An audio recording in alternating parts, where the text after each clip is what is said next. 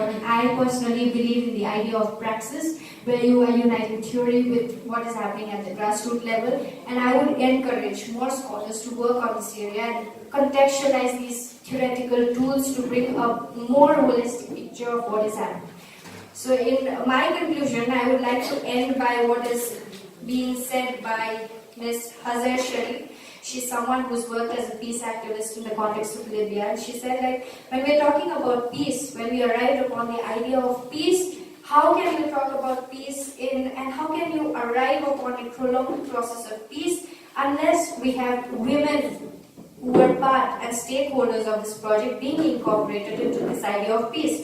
So she says, when you think of your idea of peace being defined by just the male members, it's the same as when you're 5 years old and you think, what's the harm if my brother is not washing the dishes but I'm doing it? So why should the onus of talking for you rest with someone else?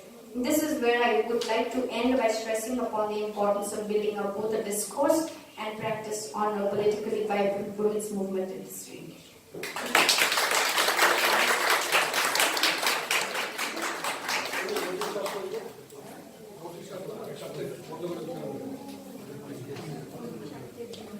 Thank you, Dipti. It was a nice presentation, and she has spoken on an issue which probably many of us who work on Gorkhaland and work on Darjeeling politics as a whole would not dare to speak.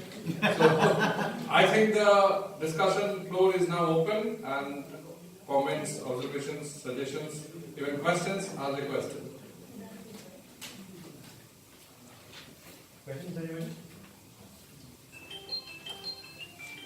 I think the course of students know what I've said in the message. It's compulsory to ask the question.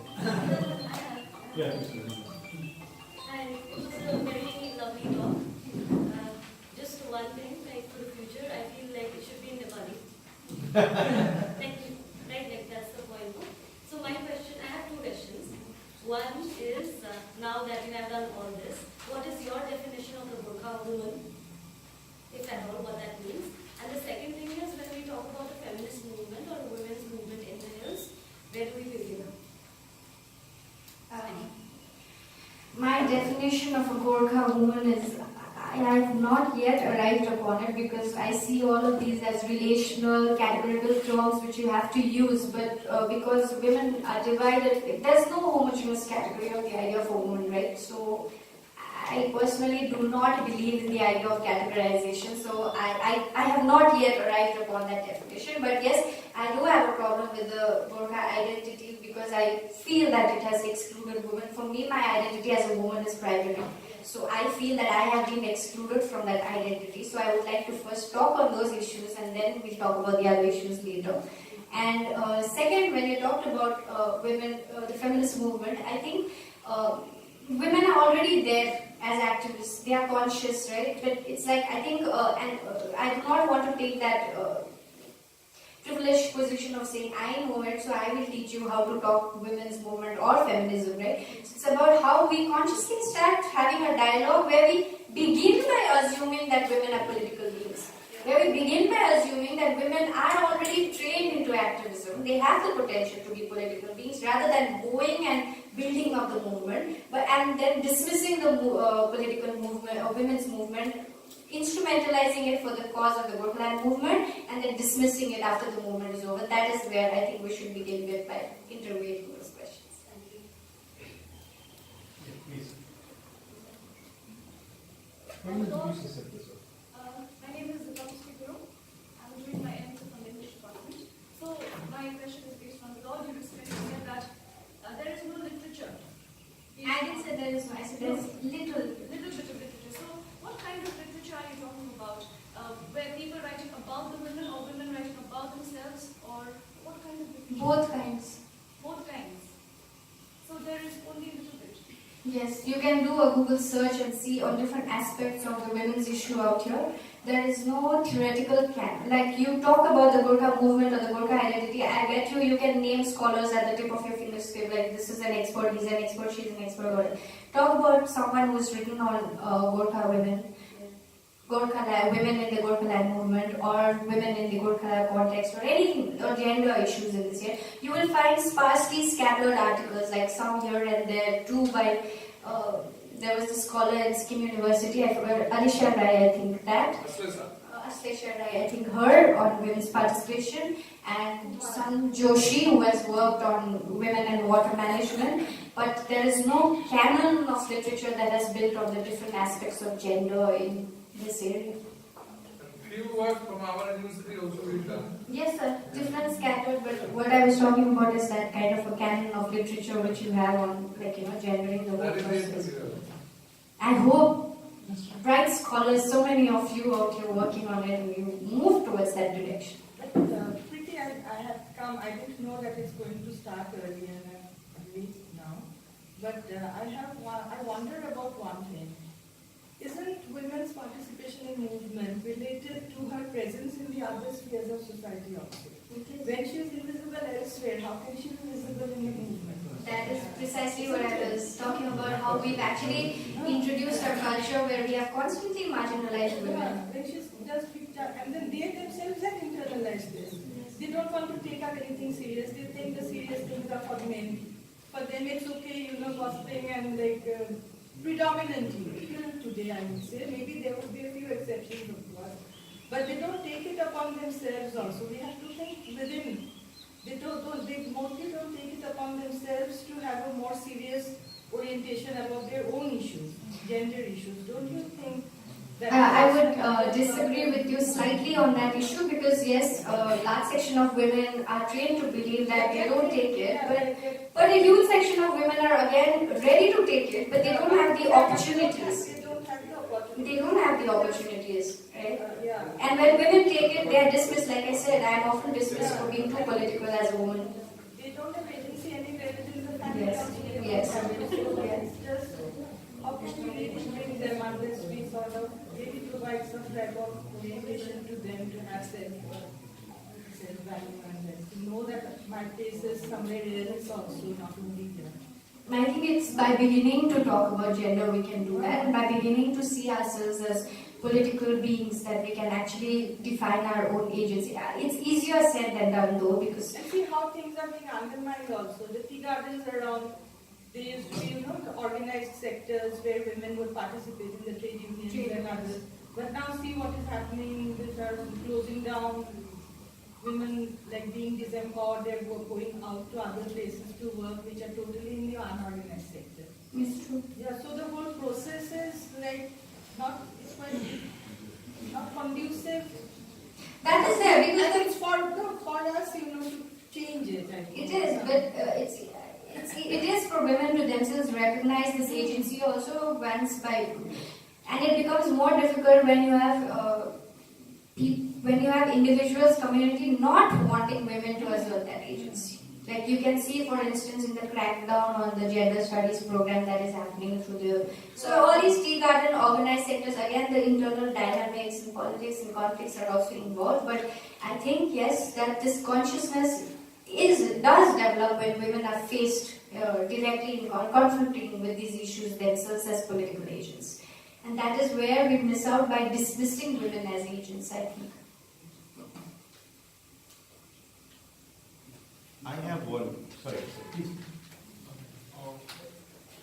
Ma'am, if I'm not mistaken, you have mentioned about conflict and how we can look into conflicts without looking into gender.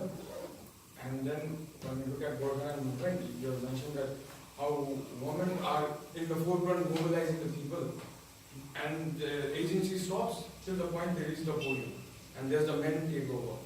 And if I'm not mistaken, you also mentioned these women are mobilizing or gathering around in the absence of any gender discourses that we are trained in, feminist theories. So why would certain internalization or internal victimization with women, at what point their agency stops in that sense? Their agency stops at imagining themselves as political beings. Precisely there, because you refuse to imagine women as political beings. We as women refuse to imagine ourselves as political beings. We are so shy about talking about issues of gender. Trust me, you go around into the... I've lived most of my life outside of this region. So I also was under the imagination that women in my society, we are very empowered. But there's a scholar called Dolly Kikon. Please read her work. Very excellent scholar, right? And she has mentioned how this idea of imagining women as empowered beings in this region has actually stopped ourselves from empowering ourselves. That's worked to our negative, and we shy away from talking about issues as a political. Let's talk about the sexual harassment at the workplace bill, for instance. I know when I was talking about introducing the ICC in the workplace, I was told why do you have to make everything political? I was like, this is our right. We have to fight for it. At every step, talk big issues, small issues. Talking about gender always causes uncomfortable situations. It brings about discomfort. And it's because of that discomfort, we then tend to shy away. Because shame is so closely associated with women. No? And we believe that as women, it's not decent for us to cross these boundaries and talk about these issues. Right? So we don't imagine ourselves as political beings. The minute we do that, we feel like a lot of women want to actively engage as political. They are politically very conscious. My mother herself, she's a very political person. She was there in the movement. She went everything, and today she tells me, I would want to join politics, but I cannot freely do it because, I have my family, I have the household, I have everything to take care of. And also, a lot of these people I interviewed, women, they told me that a lot of women from good families are not seen as respectable beings for joining politics.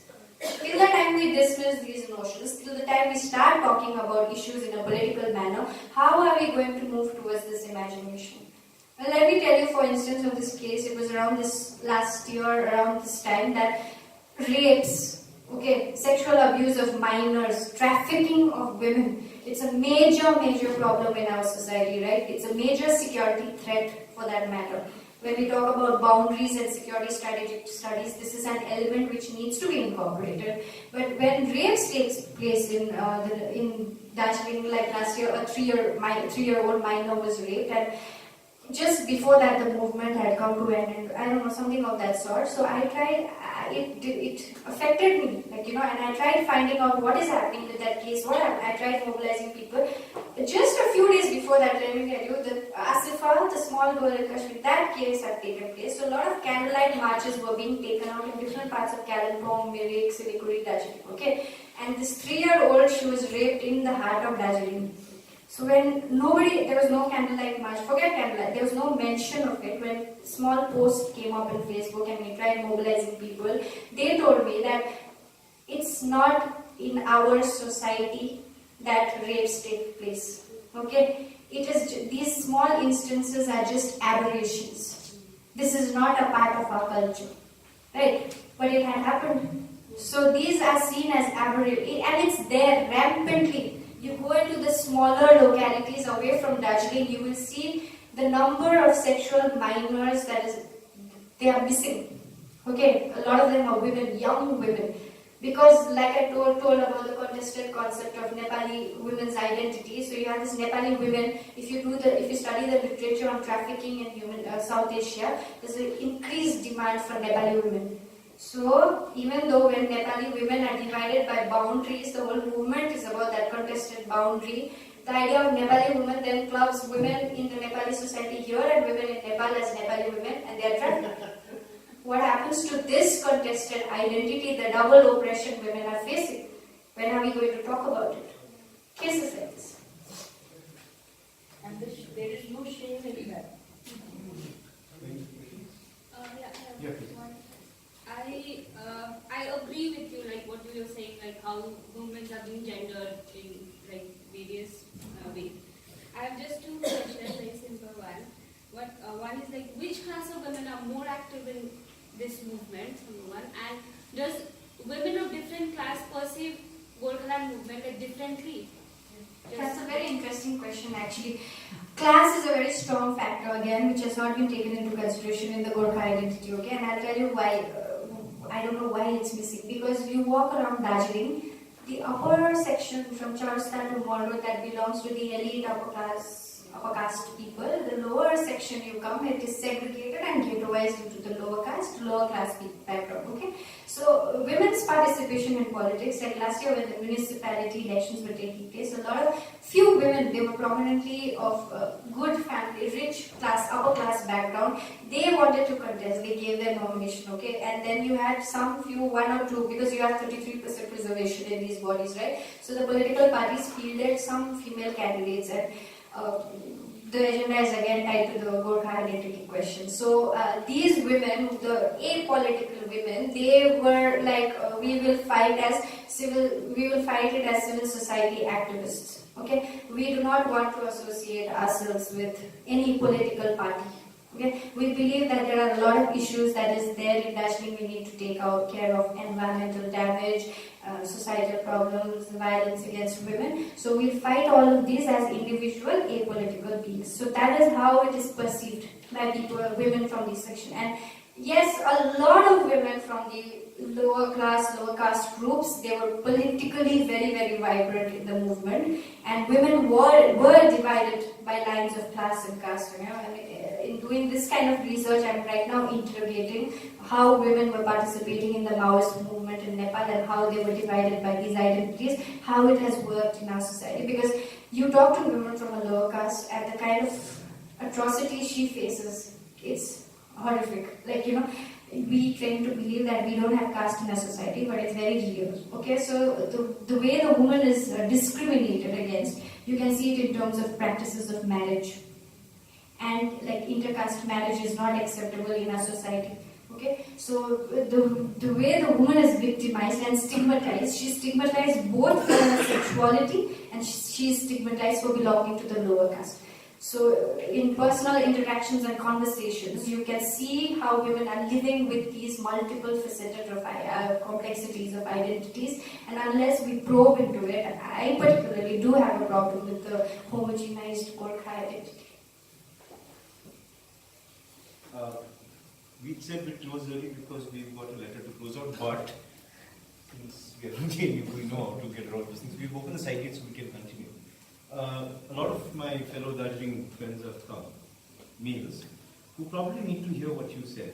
So it'd be a bit tricky to make you repeat yourself. Perhaps I can do it through a question. You already know my views on the Gorkha, we've spoken about it for long hours. You said there's no female Gorkha, right? The female doesn't come into the Gorkha. I would say there's no Dalit Gorkha either. That's true. Right? Because the Dalit is this, the Kami Noy Sarkiya, the uncomfortable breed that has to be tagged along. Right? So, how would you react if I told you the Gorkha itself is inherently patriarchal from the way it has grown? Correct? I absolutely agree. Yeah. So, isn't it surprising that neither in Nepal or in that there have been no women leaders of the movement? As you mentioned, Gorkha, what is it? Chori, Gorkha's Chori daughter is the one who stands behind in her full covered attire, shouting for the man to go ahead with his cookery, right? That's about it. And in brief phases of sort of violence that she can engage in or is allowed by the way. So if you could just... You want me to? Okay. Yeah. So this, when I was talking about the movement and when interlocating gender in this context, you are right in terms of how, like, you know, the whole community is divided along lines of caste, class, and caste more starkly. Okay, and slowly I'm also coming to this conclusion that religion, like if you are Christian, like, you know, the Christian community, they have an entirely different problem with the kind of discrimination they face in our society. Yes, it's very, very complicated, but my area being gender and my interest being gender, this is where I began with what you talked about, no female leaders, right? So throughout the movement, like I was there because I'm working in Darjeeling Government College, so I was in the heart of the movement. I could see it, like women are vibrant, like, you know, they're leading the movement, they're activists, they're scholars, they're politically conscious.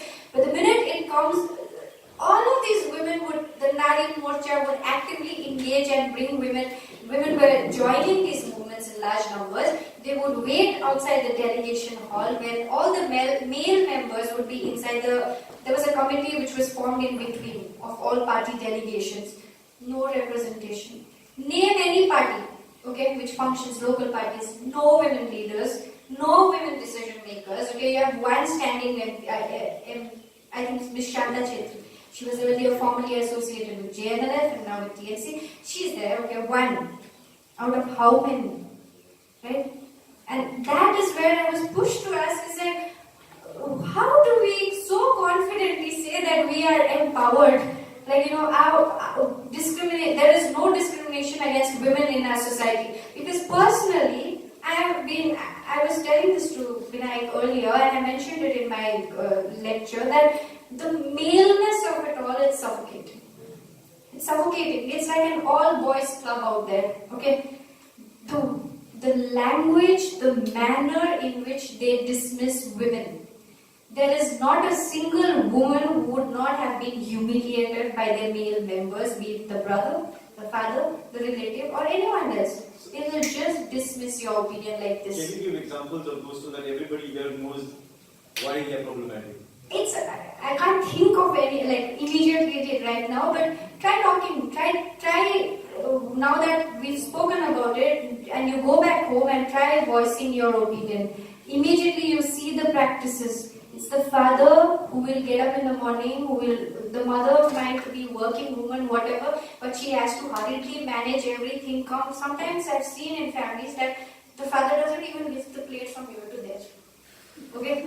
You don't do that. And this practice of husband and wives, I've seen partners, you go somewhere, if a man doesn't wish to talk respectfully to the woman, you just shout at the woman, I don't care about all the people standing in front. After that, how do you talk about, it's the idea of the Gorkha identity is so rigorously ingrained because, like I said in the beginning, I am just away. All of us grow up with that language, right? Gorkha bhai is so the Aime word is used as an abuse. Forget about sexual minorities. It's terrible. The situation is terrible. It's like you can see the sense of disgust on people's faces when you talk about sexual minorities. And violence is routinely normalized. Hating. This language, you can see abuse rate, it comes so naturally. So if anyone is talking about peaceful initiatives or you're talking in a different manner, you are like, Katie, is the bureau. I have grown up with these practices. It was uncomfortable, but I was also deprived of those languages. When I got the language, the lingo, and I was like, okay, so this is where oppression, how it works.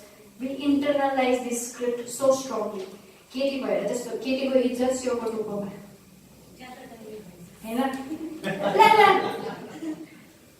It's like that, and it's problematic at so many levels, and it's more troubling now because you see the stark absence of it all.